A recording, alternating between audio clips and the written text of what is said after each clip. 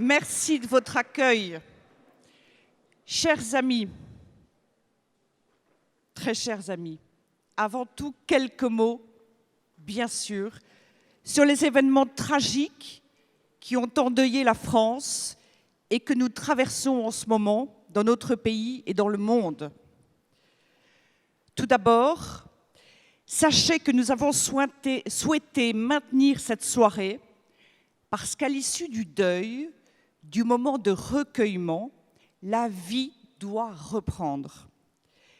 S'arrêter de vivre serait une victoire pour ceux qui veulent atteindre notre pays. Nous refusons donc de nous laisser abattre. D'autre part, vous le savez, toute notre mobilisation, depuis 3 ans, porte sur des enjeux de civilisation. Or, précisément, c'est notre civilisation que l'État islamique veut atteindre. Dans ce contexte, la seule défense possible, la seule défense efficace, c'est d'assumer pleinement ce que nous sommes. Notre civilisation, notre culture, notre histoire, nos racines. Il s'agit, autrement dit, de reconnaître notre filiation. Or, c'est bien la famille, avant tout, qui transmet cet héritage de génération en génération. Plus que jamais, la famille doit être défendue. Notre événement de ce soir, prévu de longue date, est donc on ne peut plus opportun. Je vous propose, compte tenu de ce contexte, de respecter 1 minute de silence pour les victimes, pour les blessés et pour la France.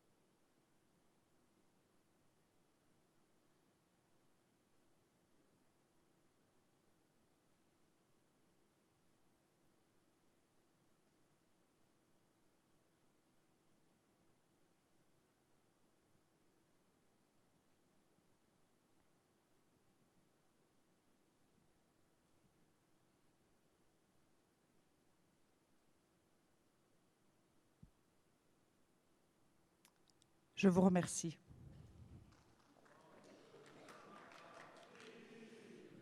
Jour de gloire.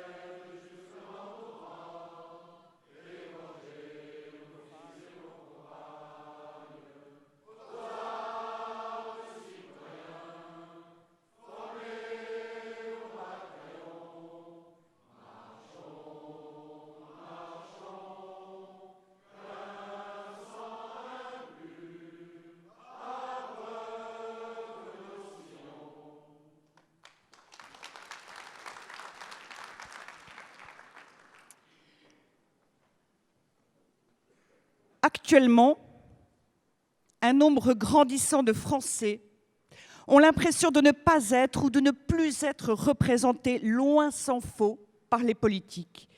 Et ce, y compris bien souvent par ceux qu'ils ont élus. La conséquence étant que la défiance ou l'indifférence à l'égard de la vie politique s'installe. On observe même qu'entre la classe politique et les Français, ce n'est plus un fossé, cela devient parfois même un abîme. Or, la gestion de la cité ne peut se dérouler en dehors de la cité, sans la participation de tous nos concitoyens. Son fonctionnement en deviendrait profondément altérée, la démocratie en danger et surtout l'intérêt général profondément atteint. De fait, c'est bien ce qui est en train de se passer. Nous en sommes tous conscients.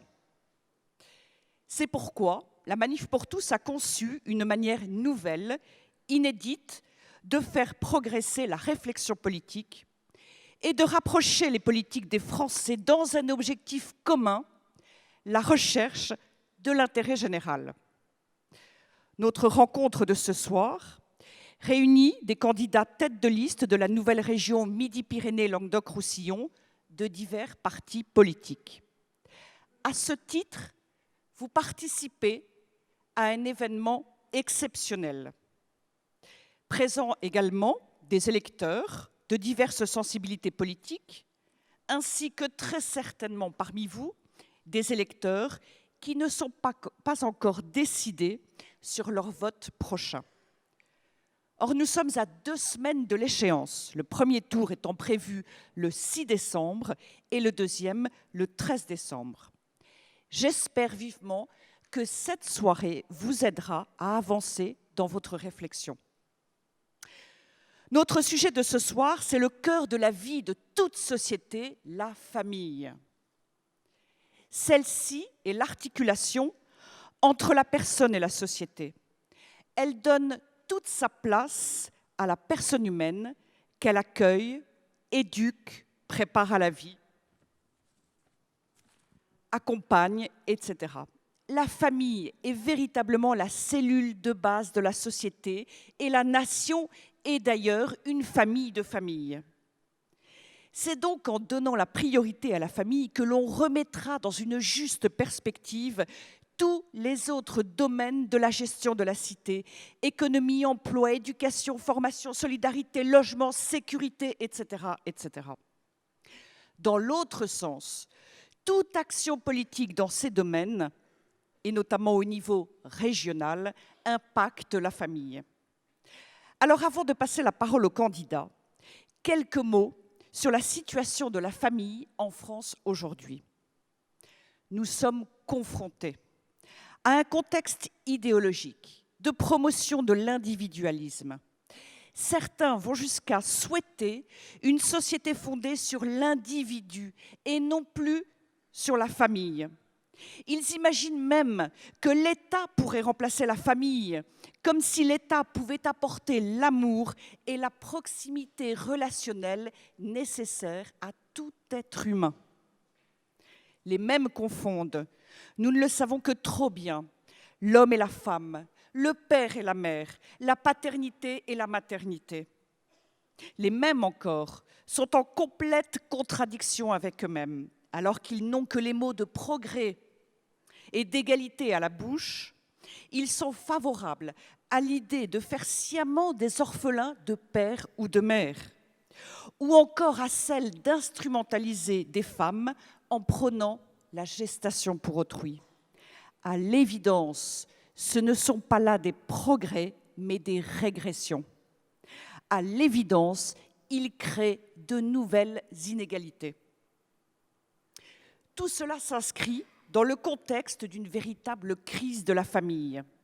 Chute du nombre de mariages, augmentation des divorces et encore davantage des séparations dans le cadre de l'union libre et du Pacs, augmentation du nombre d'enfants séparés de l'un de leurs parents, en général leur père, augmentation vertigineuse du nombre d'enfants placés et augmentation considérable, évidemment, des coûts humains, sociaux et économiques résultant de ces difficultés, pour ne pas dire de ces drames. J'ajoute que, depuis quelques mois, l'INSEE constate aussi une baisse de la natalité. Qui s'en étonnera après toutes les mesures prises à l'encontre de la famille par les gouvernements successifs de M. Hollande, qui, à l'évidence, n'aime pas la famille. Hélas, personne ou presque n'ose faire le constat de cette crise de la famille. Au contraire, certains ministres actuels se réjouissent. Ils confondent cette évolution avec une prétendue modernité. Bien sûr, ils ont peur d'être accusés de juger, mais en aucun cas il ne s'agit de juger, il s'agit de se rendre compte de l'ampleur des difficultés. Ce faisant, personne, évidemment, ne cherche les moyens de remédier et encore moins de prévenir ces difficultés immenses vécues par les familles. Nous avons donc, nous, citoyens français, nous, électeurs, le devoir d'accompagner et d'aider les responsables politiques, tous, et notamment celles et ceux qui vont demain présider notre région, à prendre en compte la famille et l'enfant dans toutes leurs décisions et actions. Il est temps de passer maintenant la parole aux candidats, que je remercie très chaleureusement d'avoir accepté notre invitation. Monsieur Louis Alliot, Monsieur Damien Lempereur, Monsieur Jean-Claude Martinez et Monsieur Dominique Régnier. Je remercie aussi Isabelle et toute l'équipe organisatrice de ce meeting, ainsi que vous tous ici présents. Et je vous souhaite une très bonne soirée.